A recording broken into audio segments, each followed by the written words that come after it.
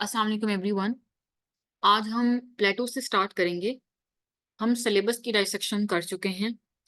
उसके बाद हम मेटाफिजिक्स, एपिस्टेमोलॉजी पे डिटेल्ड हमारा लेक्चर हो चुका है। और हमने देखा कि फिलोसफर्स को करने से पहले why it is so important to understand the metaphysics और epistemology of the philosopher. So, no matter it is your syllabus of PMS or CSS, in both of the cases, you are having the first portion of the philosophers. First, you are having Western philosophers and then Muslim philosophers. आप लोगों के लिए एक instruction है, इसको start करने से पहले। And what is that instruction? एक बात याद रखिएगा कि पॉलिटिकल साइंस के स्पेसिफिकली फिलोसफर्स का पोर्शन करने के लिए आप डिफरेंट बुक्स को रीड नहीं करेंगे। You have to have only one your source, चाहे वो जुड हार्मन हो, चाहे वो आपकी उसके अलावा कोई भी किताब हो। I share one book. आप चाहें तो आप उसमें से एक्स्ट्रा रीडिंग कर सकते हैं। आप चाहें तो आप जुड हार्मन में से एक्स्ट्रा रीडिंग कर सकते हैं। Both of the books will be international books. जुड हार्मन मेरे पास सॉफ्ट फॉर्म में नहीं है, बट ये आपको मार्केट से हार्ड फॉर्म में मिल जाती है। दूसरी बात ये कि पॉलिटिकल साइंस का पेपर 1 का पार्ट बी जो है, उसमें छोटे-छोटे कॉन्सेप्ट्स हैं। पेपर 2 को करने के लिए हम एस्केले की किताब को देखेंगे, या फिर सुल्तान खान की एक किताब है मार्केट में, वो भी अच्छी किताब है। तो the point here is specifically philosophers के पोर्शन को करने के लिए आप अपना सोर्स एक ही रखेंगे। What does that mean? It means के आपने अगर जुड हार्मन से प्लेटो को पढ़ना स्टार्ट किया है, तो उसमें इतना बड़ा प्लेटो है जो कि जुड हार्मन ने सीएसएस के पर्सपेक्टिव से नहीं लिखा हुआ। Theory of cave, theory of अगर आप सिर्फ और सिर्फ कम्युनिज्म की बात करें, जो प्लेटो ने थ्योरी ऑफ केव दी थी, तो उसमें इतनी बड़ी बड़ी एक्सप्लेनेशन हैं कि आपके पास वो फॉर्मेट, वो स्ट्रक्चर आप नहीं बना पाएंगे जो कि सीएसएस के एग्जाम के लिए रिक्वायर्ड है। सो द पॉइंट हियर इज, वही टॉपिक, प्लेटो का ही टॉपिक, अगर आप एक और इंटरनेशनल बुक से पढ़ते हैं, अगेन ऑथर ने वो सीएसएस के पर्सपेक्टिव से नहीं लिखा, उसमें बहुत ज्यादा अननेसेसरी डिटेल्स होंगी और ये चीज आपको नहीं बताई जाती। I don't know why every other mentor teacher emphasise एक टॉपिक को पढ़ने के लिए आप 4 से 5 जो है अपने सोर्सेज रखें। That is a very wrong approach. ये अप्रोच आपकी इंटरनेशनल रिलेशन जिन्होंने ऑप्ट किया हुआ है उनके लिए बेहतर है। जितना ज्यादा आप पढ़ेंगे उतनी ज्यादा आपकी अंडरस्टैंडिंग डेवलप होगी। लेकिन फिलोसफर्स के लिए जितना डिफरेंट डाइवर्स सोर्सेस को आप रखेंगे, उतनी कंफ्यूजन क्रिएट होगी। Because at the end this is philosophy and it is philosophers की philosophy, it is very subjective debate. I hope this is clear. The second thing is, यहाँ पे आपका एक डिटेल्ड लेक्चर होगा अभी प्लाटो पे। उसके साथ this is the very detailed outline, जिसमें सिर्फ और सिर्फ ये आउटलाइन नहीं है, बल्कि मैंने इसमें फ्लो चार्ट्स भी ऐड किए हुए हैं। इसमें जो है वो किस किस एंगल से सवाल आ सकता है आपको वो भी बताया गया है। वेरी इंपॉर्टेंट फैक्ट, इसमें मॉडर्न रेलिवेंस को भी ऐड किया गया है, और जो प्लाटो पे क्रिटिसिज्म बनता है ये भी ऐड है। कुछ इंस्ट्रक्शंस आप लोगों के लिए before digging into the philosophy of the Plato. Philosopher को कवर करते हुए एक बात याद रखिएगा, एग्जामिनर आपसे प्लेटो की थ्योरी पूछ रहा है, ये नहीं पूछ रहा कि प्लेटो की थ्योरी सही थी या गलत थी। आपने खुद फिलोसोफर नहीं बनना। जो एग्जामिनर ने पूछा है आप जस्ट बता देंगे कि प्लेटो की ये थ्योरी थी। अभी हम देखेंगे कि एग्जाम में सवाल किस किस एंगल से भी आएगा।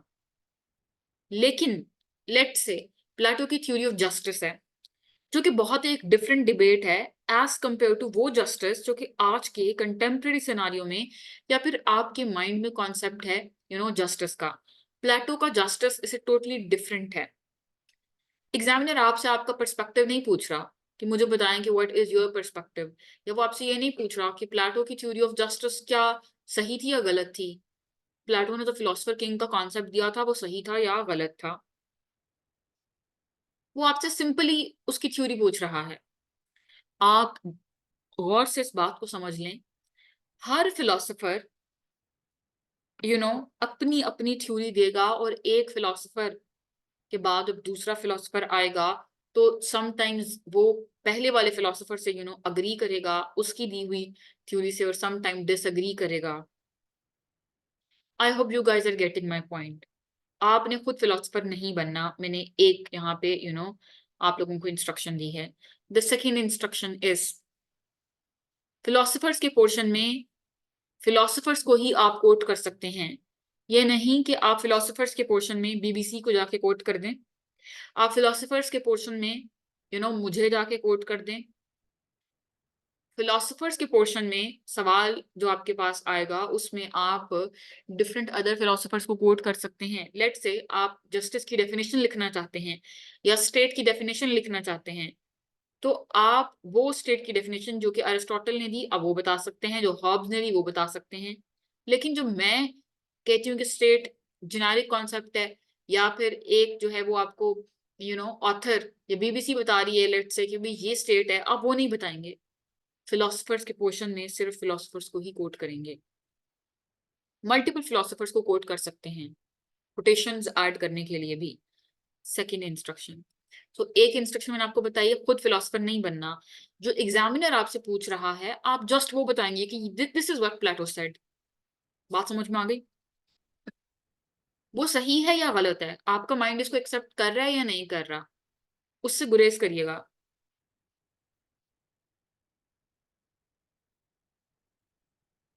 थर्ड, वेरी इंपॉर्टेंट फैक्ट, आपने फ्लो चार्ट्स को ऐड करना है। क्या करेंगे आप? फ्लो चार्ट्स को ऐड करेंगे, और आज की आपको क्लास में ये चीज सिखाई जाएगी कि आप अपने मटेरियल को किस तरह से बाकी लोगों से डिफरेंशिएट कर सकते हैं। फोर्थ पॉइंट, हर फिलोसोफर में आप मॉडर्न रेलिवेंस को ऐड करेंगे, नो मैटर आपसे पूछा जाए या ना पूछा जाए, in only 2 paragraphs, only 2 paragraphs, not more than this. मैंने यहाँ पे बहुत सारे पॉइंट्स ऐड किए हैं, लेकिन एग्जाम में जस्ट आप 2 पैराग्राफ्स में मॉडर्न रेलिवेंस को ऐड करेंगे। Last but not the least, her philosopher पे आप क्रिटिक भी करेंगे। एट द एंड जाके आपने करनी है maximum, maximum again in 2 paragraphs, not more than this, इससे ज्यादा बिल्कुल भी नहीं। 1 पैराग्राफ इनफ है। मैक्सिमम मैंने बताया, मिनिमम जो है वो आपका 1 पैराग्राफ, मैक्सिमम 2। कि प्लाटो पे किसने क्रिटिक की, लेट से प्लाटो पे प्लाटो के ही स्टूडेंट अरिस्टोटल ने क्रिटिक की थी, और आपकी क्या क्रिटिक है, वो जो आप में बार बार एक आपको वाइब आ रही होती है कि अच्छा जी प्लेटो को कम्युनिज्म की थ्योरी ये थी, मैं बताना चाहता हूँ कि कम्युनिज्म की प्लेटो की थ्योरी टोटली यूटोपियन है, यह आइडियल है।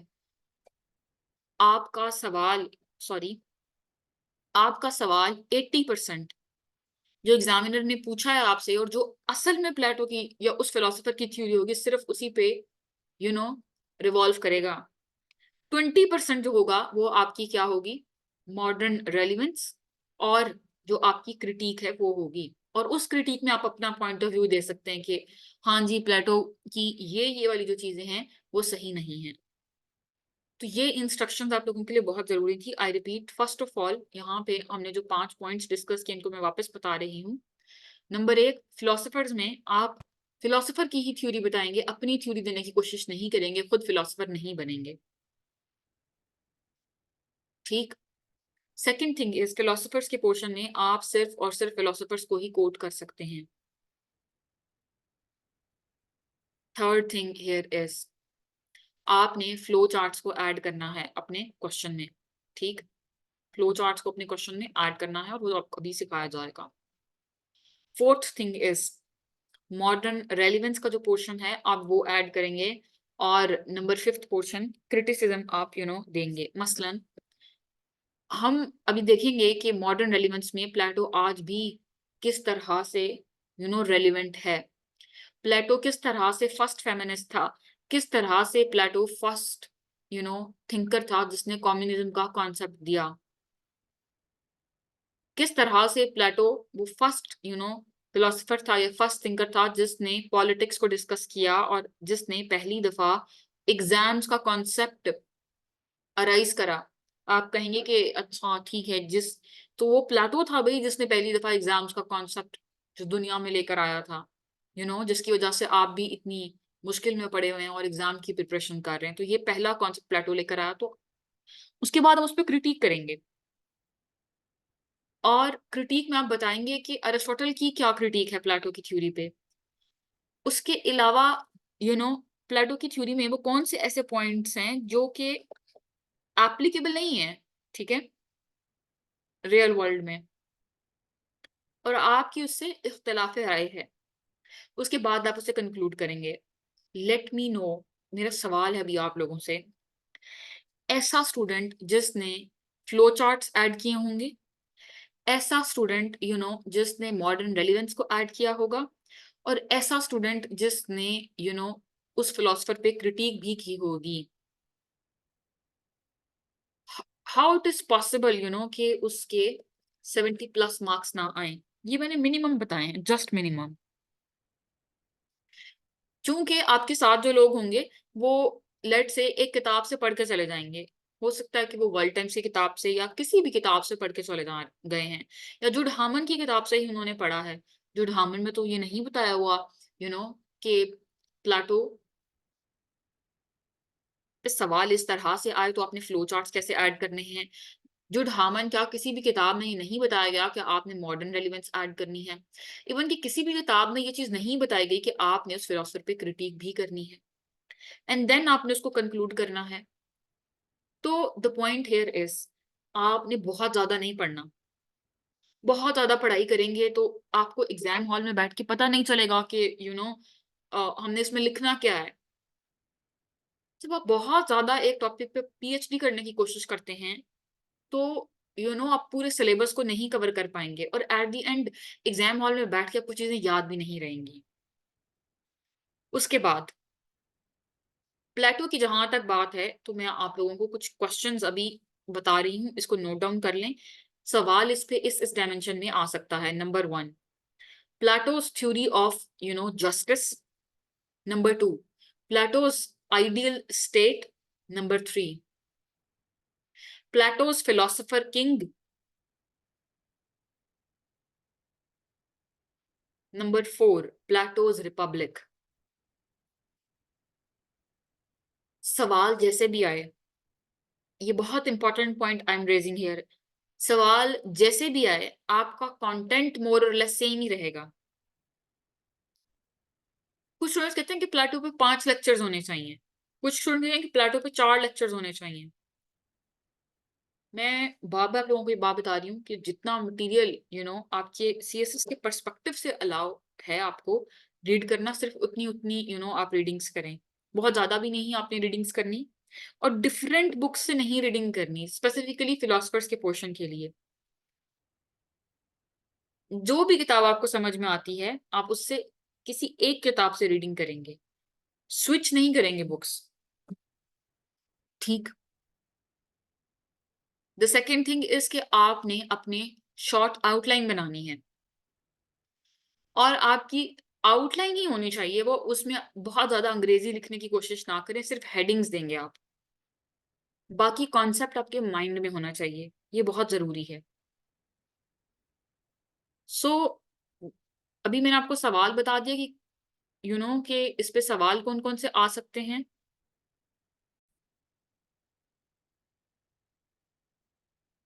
सो प्लेटो को स्टार्ट करते हैं।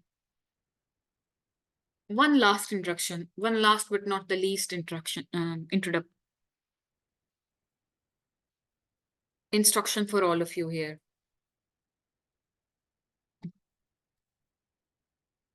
प्लेटो पे या किसी भी फिलोसोफर पे जब सवाल आए तो आप लोग जो है उसका इंट्रोडक्शन नहीं लिखेंगे कि प्लेटो पैदा कहाँ हुआ, किस जगह पे पैदा हुआ, या वो फिलोसोफर कैसे पैदा हुआ, आप वो वाली स्टोरी नहीं बताना शुरू हो जाएंगे। जब मैं स्टूडेंट्स के मॉक्स चेक करती हूँ, उनके टेस्ट चेक करती हूँ, इंट्रोडक्शन में ये बात लिखी हुई होती है, प्लेटो एथेंस के एक सिटी स्टेट में रहता था और सोक्रेटिस का वो स्टूडेंट था, फिर ये हुआ एटसेट्रा एटसेट्रा, उस पे 2-2 पेजेस लिखे होते हैं। आपने ऐसा नहीं करना। That is totally a wrong approach. I am going to tell you हर फिलोसोफर में कि उसका इंट्रोडक्शन क्या है, कहाँ पैदा हुआ, कौन उसका बैकग्राउंड क्या था। एग्जाम में आप क्वेश्चन यहाँ से कभी भी स्टार्ट नहीं करेंगे। एग्जामिनर को ये नहीं बताएंगे कि प्लेटो की डेट ऑफ बर्थ क्या थी, ठीक, या प्लेटो कहाँ पे पैदा हुआ था, प्लेटो के अब्बा क्या करते थे। आप एग्जामिनर को फिर आपके माइंड में सवाल आ सकता है, अगर हम यू नो ये नहीं बताएंगे कि प्लेटो का इंट्रोडक्शन क्या है, तो सवाल को अपने स्टार्ट कहाँ से करना है।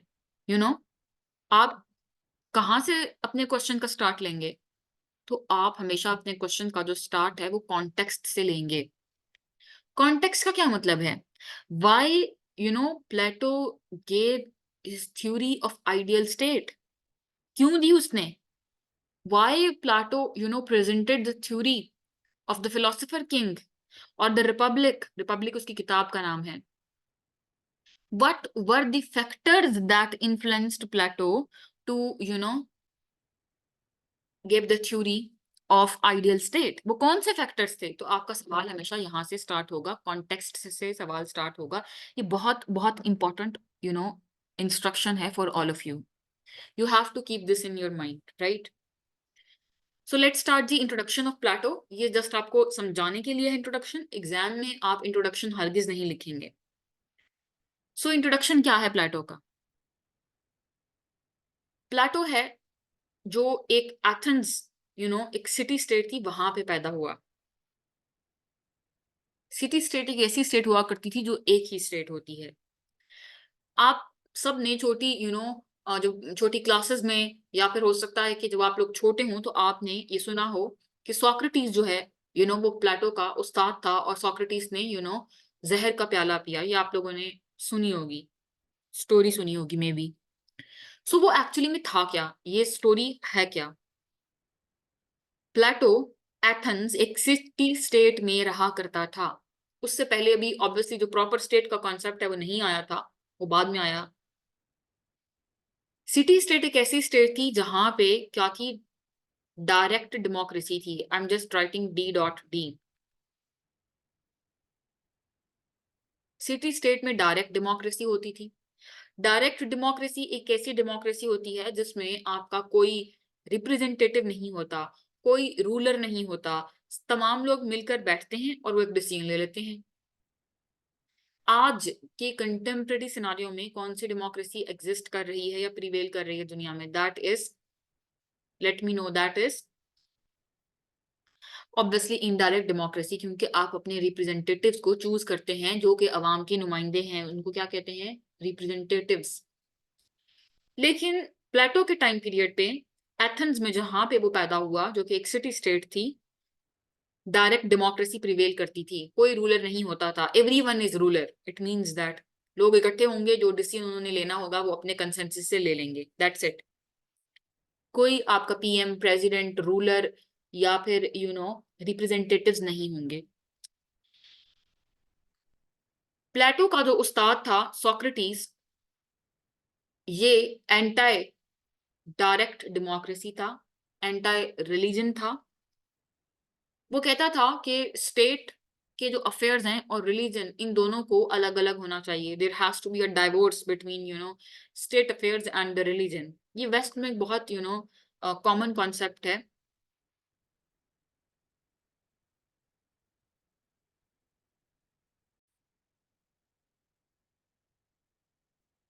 सो बेसिकली वेस्ट में ये एक कॉमन कॉन्सेप्ट है कि आपका स्टेट और आपका रिलीजन अलग अलग है, ठीक।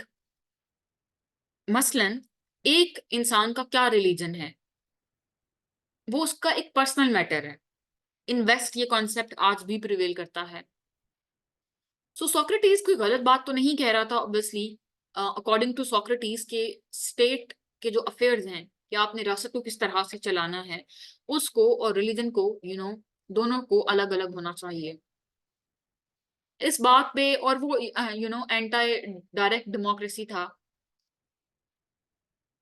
इस बात पे लोगों ने ये फैसला किया, जो कि डायरेक्ट डेमोक्रेसी के लोग थे, ऑब्वियसली लोग मिलकर बैठे, उन्होंने फैसला किया, सोक्रेटिस से कहा कि तुम अपना यू you नो know, ये जो कॉन्सेप्ट है, जो तुम बता रहे हो कि स्टेट के अफेयर्स और रिलीजन को अलग अलग होना चाहिए है, और चूंकि तुम एंटी रिलीजन सेंटिमेंट्स को प्रमोट कर रहे हो दुनिया में, लोगों में, स्पेसिफिकली एथेंस में, सो इसलिए तुम अपनी ये बात को वापस ले लो, अदरवाइज तुम्हें जहर का प्याला पीना पड़ेगा। तो पहले जमाने में फांसी का कोई कॉन्सेप्ट नहीं होता था, जहर का प्याला पीना पड़ता था आपको। सोक्रेटिस ने कहा कि नहीं भाई, अगर तो मैं अपनी बात को वापस ले लेता हूँ, तो इट मीन्स के अपने स्कूल ऑफ थॉट से मैं पीछे हट जाता हूँ, इट मीन्स के मैं गलत हूँ, जबकि मैं गलत नहीं हूँ। तो इसलिए बेहतर है कि मैं जहर का प्याला पीना मुनासिब समझूंगा। सो सोक्रेटिस को एग्जीक्यूट कर दिया गया। ठीक, वहां से उस टाइम पे जो प्लेटो है, अपने उस्ताद की डेथ के बाद वो बड़ा गमगीन हुआ, और एथेंस से बाहर चला गया, जो सिटी स्टेट जहां पे वो पैदा हुआ था, वहां से वो बाहर चला गया। और काफी टाइम के बाद फिर वो वापस आया एथेंस में, और उसने अपनी एक एकेडमी बनाई जिसका नाम था एकेडमी, सिंपल उसका नाम एकेडमी ही था। उसने 3 किताबें लिखी। फेमस उसकी जो बुक्स हैं वो रिपब्लिक, स्टेट्समैन और लॉज हैं। ये आपसे एमसीक्यूज में पूछा जा सकता है, लेकिन पीएमएस में एमसीक्यूज नहीं होते, सीएसएस के लिए इंपॉर्टेंट है। सो समटाइम जो सवाल आता है कि व्हाट इज प्लेटोज रिपब्लिक, तो प्लेटोस की रिपब्लिक में आप जो आज प्लेटो की थ्योरी का कंप्लीट कॉन्सेप्ट पढ़ेंगे, वो सारा का सारा लिखा जा सकता है, क्योंकि रिपब्लिक में उसने फिलोसफर किंग का कॉन्सेप्ट दिया, आइडियल स्टेट का कॉन्सेप्ट दिया, थ्योरी ऑफ जस्टिस दी। ठीक, तो आई होप यहां तक आप लोगों को कोई कंफ्यूजन नहीं है कि प्लेटो कहाँ पैदा हुआ, उस टाइम पे बैकग्राउंड में क्या हालात थे।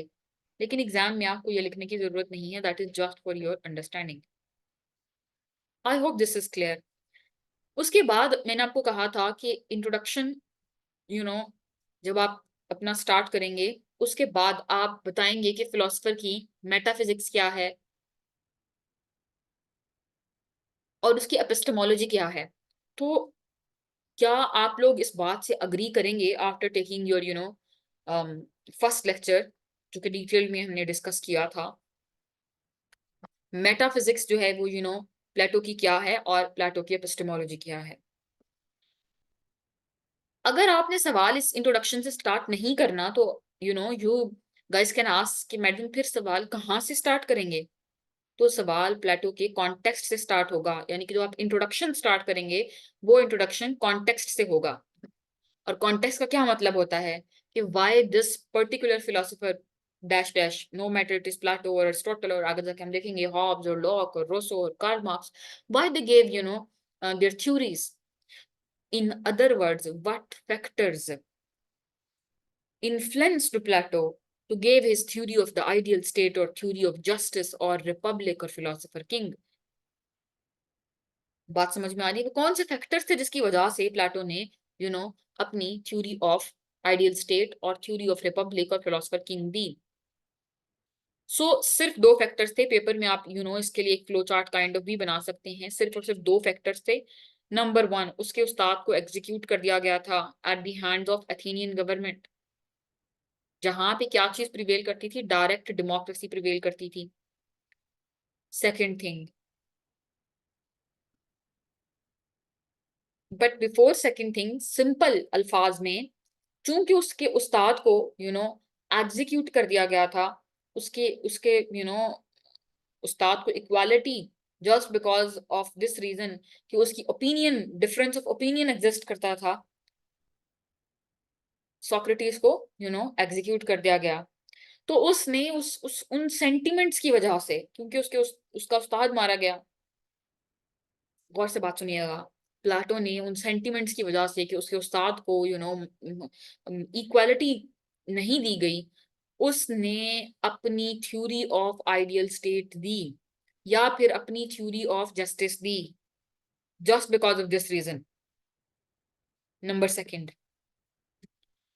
उसके बाद एथेंस और स्पार्टा, स्पार्टा भी एक सिटी स्टेट थी एथेंस की तरह ही। एथेंस में डायरेक्ट डेमोक्रेसी प्रिवेल करती थी। इन दोनों में एक पेलोपोनेशियन वॉर हुई। उस जंग का क्या नाम था? उस जंग का नाम था पेलोपोनेशियन वॉर। एथेंस जंग हार गए और स्पार्टा जंग जीत गए। प्लेटो कहता है एथेंस की जंग हारने की वजह ये डायरेक्ट डेमोक्रेसी है। इन अदर वर्ड्स, प्लेटो की जो थ्योरी जो प्लेटो ने दी वो सोक्रेटिस की एग्जीक्यूशन की वजह से दी, और दूसरा पेलोपोनेशियन वॉर में एथेंस को डिफीट हुई तो उसने कहा कि जी जो एथेंस को डिफीट हुई है वो डायरेक्ट डेमोक्रेसी की वजह से हुई है, इसलिए डायरेक्ट डेमोक्रेसी हमारी दुश्मन है। प्लेटो की जो सेंटिमेंट्स हैं वो hated towards anti direct hated है और एंटी डायरेक्ट डेमोक्रेसी है। इसलिए प्लेटो जो एक कंप्लीट आइडियल स्टेट का कॉन्सेप्ट दे रहा है दैट इज मोर और less a kind of a dictatorial ruler concept, जिसमें एक रूलर होगा और वो डिक्टेटोरियल होगा। यहां तक आई होप किसी स्टूडेंट को कोई मसला नहीं होना चाहिए है। हमने अब तक सिर्फ और सिर्फ ये देखा कि प्लेटो जो है यू you नो know, उसका बैकग्राउंड क्या था। ठीक। फिर हमने कहा कि सवाल को हमेशा हम कॉन्टेक्स्ट से स्टार्ट करेंगे। कॉन्टेक्स्ट क्या था? There were only two reasons why Plato gave his theory of the ideal state और थ्योरी ऑफ जस्टिस, जिसमें हमने यहाँ पे देखा कि one one of the reasons were, two reasons में से जो पहली रीजन थी वो क्या थी कि उसके उस्ताद को एग्जीक्यूट कर दिया गया था। प्लेटो हेटर टुवर्ड्स डेमोक्रेसी या एंटी डायरेक्ट डेमोक्रेसी सेंटिमेंट्स जो हैं वो इन्होंने जन्म लिया। और प्लेटो ने कहा कि अच्छा ठीक है, और देखें जो भी इंसान आइडियल इंसान होता है या वो आइडियलिस्टिक या फिर यूटोपियन कोई कॉन्सेप्ट देता है तो बहुत इमोशनल भी होता है टू सम और मोर एक्सटेंट। सो प्लेटो जो है वो इस चीज से बड़ा हर्ट हुआ था कि उसके उस्ताद को मारा गया just because of this reason की उस्ताद की जो ओपिनियन है that is different from the opinion of the Athens. Difference of just because of difference of opinion Plato को एग्जीक्यूट किया गया है। प्लेटो के उस्ताद को एग्जीक्यूट किया गया है। सो प्लेटो जो अपनी थ्योरी देगा आप ये देखेंगे कि वो टोटली टोटली एंटी डेमोक्रेसी होगी। Number second reason was Peloponnesian war, जिसमें एथेंस को डिफीट हो गई थी। So the point is Plato कहता है कि चूंकि चूंकि डायरेक्ट डेमोक्रेसी, गौर से बात समझ लें, पेपर में आप इस तरह का चार्ट भी बनाएंगे, सिंपल इस तरह का चार्ट बना लें, ठीक है, बजाय इसके कि आप लंबी लंबी अंग्रेजी लिखें। that is going to help you. Otherwise, I'm going to share, complete question जो कि एक attempted question होगा, वो भी आप लोगों के साथ शेयर किया जाएगा। उसमें आप पेपर प्रेजेंटेशन टेक्निक्स भी देख सकते हैं। सो डायरेक्ट डेमोक्रेसी के प्लेटो अगेंस्ट है, और क्यों अगेंस्ट है उसकी दो रीजंस हैं जो हमने अभी देखी। इट इज सेम लाइक कि आपके साथ अगर एक चीज बुरी हुई हो, मैं आप लोगों से पूछ रही हूँ, तो आप लोगों का भी उसके आप लोगों के सेंटिमेंट्स हर्ट होते हैं और आप कहते हैं अच्छा भाई ये चीज तो है ही गलत, राइट। सो यहाँ पे प्लेटो के साथ भी ऐसे हुआ। आई होप दिस इज क्लियर।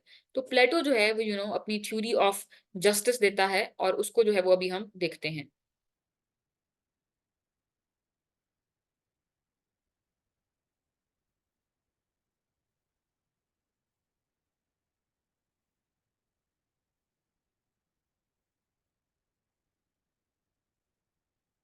सो जो प्लेटो की थ्योरी ऑफ जस्टिस है वो क्या कहती है? प्लेटो कहता है कि जो उसने अपनी किताब रिपब्लिक में एक्सप्लेन किया है आइडियल स्टेट को, अकॉर्डिंग टू प्लेटो, हर इन गौर से बात समझ लें, आपको इसमें प्लेटो की तस्वीर बना के और फिर उसकी एक तरफ उसका यहाँ पे माइंड या फिर उसका यहाँ पे बेली और उसके करेज को शो करने की जरूरत नहीं। इस तरह की डायग्राम्स पेपर में नहीं बनाएंगे।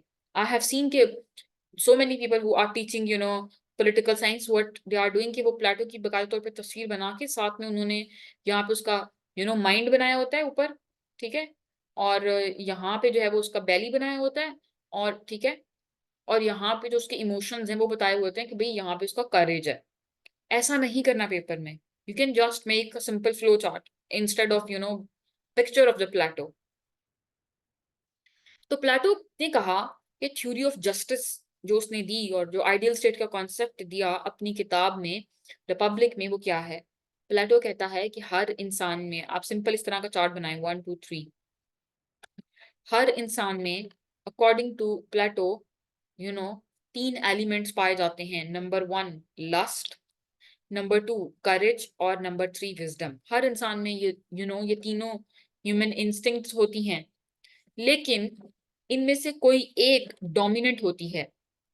इट डजंट मीन कि फिर उसमें बाकी दो नहीं होती, उसमें बाकी दो होती हैं, लेकिन वो सुप्रेस्ड होती हैं।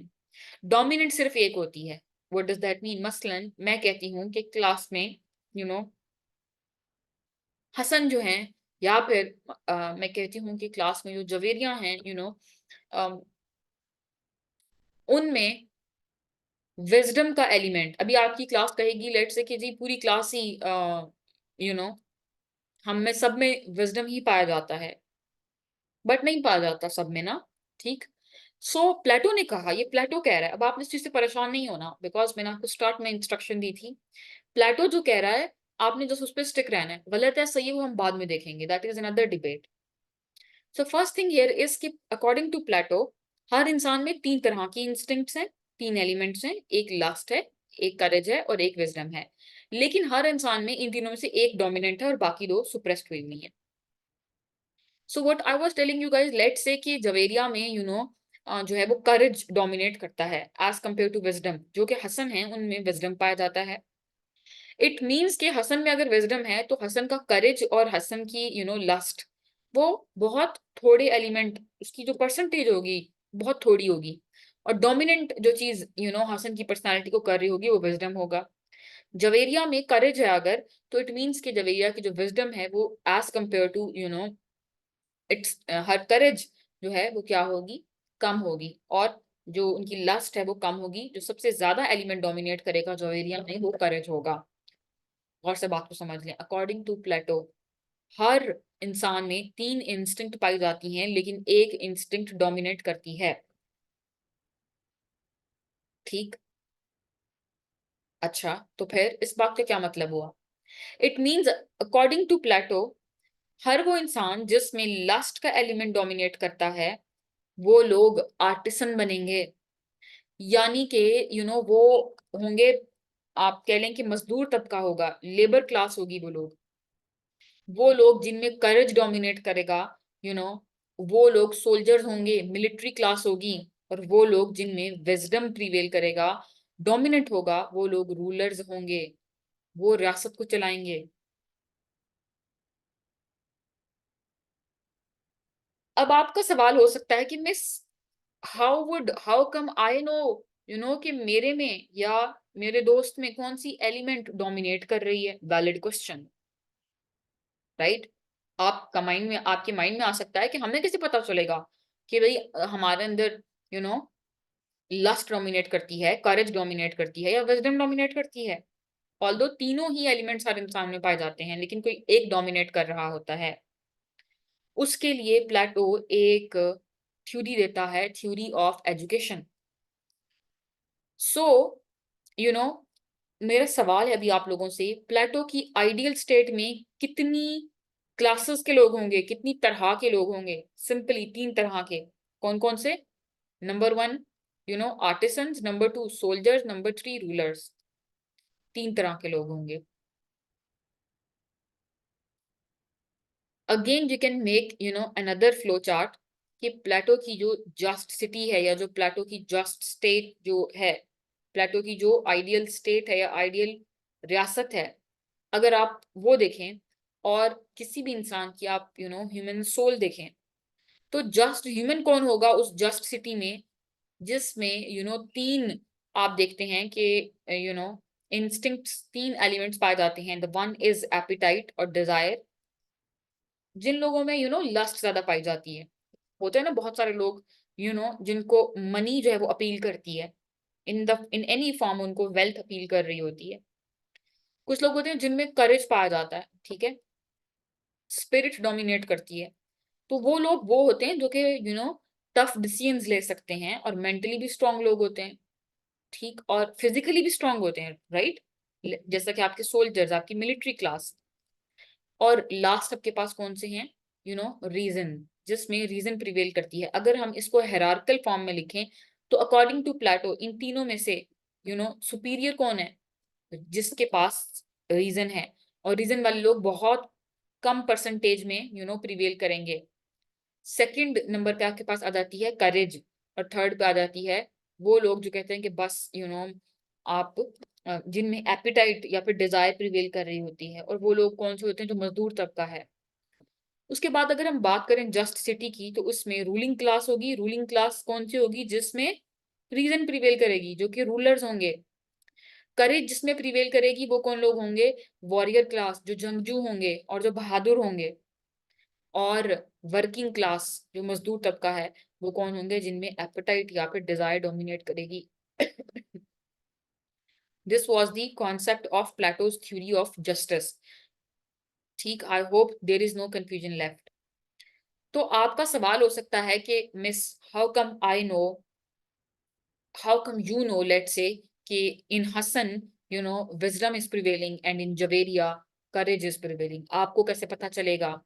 प्लेटो कहता है कि उसके लिए एक एजुकेशन स्कीम मैं देता हूँ। ये बात भी उसने अपनी किताब रिपब्लिक में लिखी हुई है। एजुकेशन स्कीम में प्लेटो कहता है कि 3 फेजेस होंगी, first phase, second phase and third phase. Phase 1 जो है, गौर से सुन लें, फेज 1 जो है वो 0 से 18 ईयर्स तक होगी। जैसे ही कोई बच्चा पैदा होता है 18 ईयर्स तक उसकी फेज 1 होगी। And again it is divided into 2 parts, one is 0 to 6, जब बच्चा पैदा हुआ है तब से लेकर 6 साल। And the other one is 7 to 18, जब बच्चा पैदा हुआ है तब से लेकर 18 ईयर्स तक। तो कोई भी बच्चा जो पैदा होगा तो 0 से 6 ईयर्स तक उसको स्टेट अपॉइंटेड मदर, जो कि रियासत की मदर होगी, वो उसको फीड करेगी, फूड प्रोवाइड करेगी, उसको नरिश करेगी और उसको स्टोरी टेलिंग करेगी। अगेन स्टोरी टेलिंग कौन सी वाली स्टोरी होगी, जिसमें करेज की कहानियां होंगी, यू नो जिसमें आपके पास विजडम की कहानियां होंगी। और मदर कौन सी होगी, वो मदर होगी जो कि रियासत की मदर है, जो कि स्टेट की मदर है। That is also very important. उसके बाद 7 to 18 ईयर्स में उस बच्चे को म्यूजिक, लिटरेचर और जिम्नास्टिक की रियासत के ही स्कूल में, ठीक है, पब्लिक स्कूल होगा आपका, प्राइवेट स्कूल नहीं होगा, स्टेट रन स्कूल में उसको म्यूजिक, लिटरेचर और जिम्नास्टिक सिखाया जाएगा। इसके बाद उसका एक एग्जाम होगा। आई रिपीट, 0 से 18 ईयर्स तक फर्स्ट स्टेज है, जो कि अगेन 2 स्टेजेस में डिवाइड है। और प्लेटो इसके लिए कुछ क्राइटेरिया रखता है। जब तक आप 6 साल के होंगे आपको एक विरासत की एक माँ जो है वो आपको कहानियां सुनाएगी और आपको फीड कराएगी, आपको नरिश करेगी। 7 to 18 ईयर्स में म्यूजिक, लिटरेचर और जिम्नास्टिक की आपको ट्रेनिंग दी जाएगी, लेकिन स्टेट कंट्रोल्ड, आप कह लें कि म्यूजिक, जैसे कि मिली नगमे, जो कि आपकी पेट्रियोटिज्म और लॉयल्टी पे बेस करते होंगे। ऐसा लिटरेचर जिसमें करेज की कहानियां होंगी, जिम्नास्टिक, ताकि आगे जाके अगर उस बच्चे को सोल्जर क्लास या मिलिट्री क्लास को ज्वाइन करना है तो वो फिजिकली भी बड़ा स्ट्रांग हो, तो उसको जिम्नास्टिक सिखाया जाएगा। फिर उसके बाद 19 to 20 ईयर्स तक, उसके बाद आपके पास 18 साल तक ये वाली मैंने आपको जो 2 स्टेजेस बताई हैं। फिर उसके बाद 19 to 20 ईयर्स तक उनका इम्तहान होगा, एक उस बच्चे का एक इम्तहान होगा, एक एग्जाम लिया जाएगा। वो लोग जो कि फेल हो जाएंगे उस एग्जाम में वो होंगे आर्टिसंस। 20 साल की उम्र में, मैं यहाँ पे चीज रिपीट कर रही हूँ, उसको ओपन माइंड के साथ अपने दिमाग को खोल के सुने, कि जब 20 साल हो जाएंगे तो एग्जाम होगा। और जो एग्जाम होगा, ये प्लेटो नहीं बताता कि एग्जाम में कौन से सवाल होंगे, एग्जाम किस तरह का होगा, बस वो सिंपल ये बताता है कि एक एग्जाम होगा। तो आपको ये बस उतनी बात लिखनी है जितनी प्लेटो ने बताई है, खुद से नई चीजों को ऐड करना। एक एग्जाम होगा, और वो लोग जो कि एग्जाम में फेल हो जाएंगे वो लोग बनेंगे आर्टिसंस, यानी कि मजदूर क्लास, यानी कि डेली वेजर्स आप कह लें। जो एग्जाम को पास करेंगे वो सेकंड स्टेज पे मूव करेंगे, जो पास नहीं करेगा वो क्या बन जाएंगे, आर्टिसन बन जाएंगे। और आर्टिसन में कौन सी एलिमेंट, कौन सी ह्यूमन इंस्टिंक्ट प्रिवेल करती है, डोमिनेट करती है? This is my question from all of you, सोच के बताएं। आर्टिसंस में कौन सी जो इन ह्यूमन इंस्टिंक्ट है वो प्रिवेल करती है? देन हम आ जाते हैं सेकंड फेज पे। वो लोग जिन्होंने इम्तिहान पास कर लिया वो चले जाएंगे सेकंड फेज में, और उनकी उस टाइम पे एज क्या होगी, 21 to 35 ईयर्स। तकरीबन 15 साल तक ये लोग जिम्नास्टिक सीखेंगे, मैथ्स पढ़ेंगे, फिलोसफी पढ़ेंगे और लॉजिक पढ़ेंगे। फिलोसफी क्यों पढ़ेंगे? क्योंकि आगे उन्होंने फिलोसफर किंग बनना है। लॉजिक क्यों पढ़ेंगे? मैथ्स क्यों पढ़ेंगे? जिम्नास्टिक मैथ्स इसलिए पढ़ेंगे, ऑब्वियसली जो फिलोसफर किंग है उसको बेसिक मैथ्स आता हो। उसके बाद जो जिम्नास्टिक है वो सीखेंगे, ताकि यही लोग अगर सोल्जर क्लास या मिलिट्री क्लास को ज्वाइन करते हैं तो ये लोग फिजिकली भी बड़े फिट हों। फिर उसके बाद 35 साल की एज में एक और इम्तिहान लिया जाएगा। एग्जाम कैसा होगा, उसकी नेचर क्या होगी, प्लेटो ने नहीं बताया, इसलिए आप भी डिस्कस नहीं करेंगे। एक और एग्जाम लिया जाएगा। वो लोग जो कि इस एग्जाम में फेल हो जाएंगे वो क्या बनेंगे, मिलिट्री क्लास में या मिलिट्री रूलर्स होंगे वो। और जो पास कर लेंगे वो थर्ड स्टेज में जाएंगे। अब बहुत थोड़े लोग बच गए। जब ये लोग थर्ड फेज में जाएंगे, यू you नो know, तो उनकी एज होगी 36 से 50 ईयर्स। अगेन अब इनको एडवांस फिलोसफी पढ़ाई जाएगी, लॉजिक पढ़ाई जाएगी, अटैचमेंट्स पढ़ाई जाएंगी, और उनकी इंटर्नशिप नहीं होती जिस तरह आप लोगों की सीनियर्स के साथ इंटर्नशिप होती है, तो इसी तरह से इनकी इंटर्नशिप होगी सीनियर फिलोसफर किंग्स के साथ। जो ये वाली training, kind of a training जो है उसको कंप्लीट कर लेंगे, वो लोग जो हैं वो क्या होंगे, रूलर्स होंगे। क्या होंगे? रूलर्स होंगे। So I hope this is clear. जो प्लेटो ने कहा कि प्लेटो की जो थ्योरी ऑफ जस्टिस है उसके अकॉर्डिंग हर इंसान में तीन इंस्टिंक्ट्स होती पाई जाती हैं, रीजन, स्पिरिट और एपेटाइट।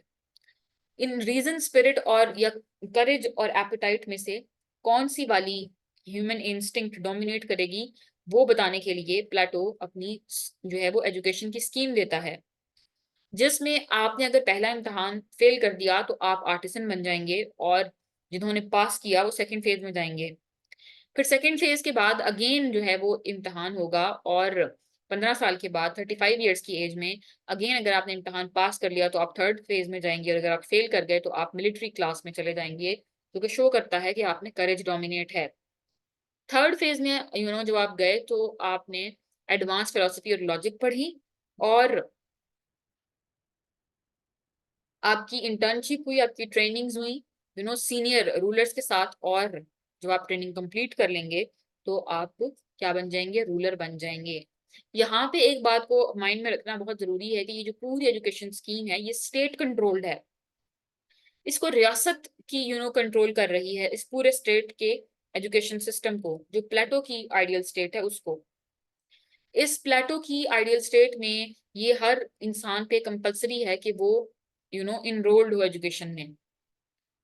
और प्लेटो की जो एजुकेशन है वो इक्वालिटी देती है वुमेन और मेन को। प्लेटो की जो थ्योरी में जो वुमेन है, अभी सिर्फ थ्योरी है, प्लेटो की थ्योरी में जो वुमेन है वो भी ऑब्वियसली आपके पास इक्वली एजुकेशन हासिल कर सकती है। प्लेटो की थ्योरी में जो वुमेन है वो भी फिलोसोफर किंग बन सकती है, वो मिलिट्री को भी ज्वाइन कर सकती है, दैट इज वेरी इंपॉर्टेंट। वो आर्टिसन भी बन सकती है, वो मिलिट्री को भी ज्वाइन कर सकती है, और वो फिलोसोफर इवन की किंग भी बन सकती है। प्लेटो ने ऐसी कोई डिस्क्रिमिनेशन नहीं की। अब इसी एजुकेशन स्कीम को क्या आप इस तरह के चार्ट में एक्सप्लेन कर सकते हैं? This is the first stage, ठीक है, and again it is divided in A and B. फिर इसके बाद आपके पास आ जाती है सेकेंड स्टेज, जो कि पहले 10 सालों के लिए है। कुछ बुक्स में ये भी लिखा हुआ है, कुछ बुक्स में एक ही तरह लिखा हुआ है जस्ट कि it is going to be from 10 to 15 years. So again यहाँ पे टेस्ट होगा, जो लोग टेस्ट पास करेंगे वो फेज 2 में जाएंगे। अगेन टेस्ट होगा, जो लोग टेस्ट पास करेंगे वो फेज 3 में जाएंगे। जो फेल करेंगे वो क्या बन जाएंगे, इसके नीचे आप लिख दें, वो बन जाएंगे मिलिट्री रूलर। जो ये वाला टेस्ट पास करेंगे वो क्या बन जाएंगे जी, आर्टिसन, जो फेल करेंगे वो क्या बन जाएंगे? आर्टिसंस। और जो पास करेंगे वो नेक्स्ट स्टेज में प्रमोट हो जाएंगे। जो लास्ट वाला जो टेस्ट होगा, जो लोग इसको पास कर लेंगे वो क्या बन जाएंगे? रूलर्स। और उनकी फिर क्या होगी? इंटर्नशिप होगी पहले वाले सीनियर रूलर्स के साथ।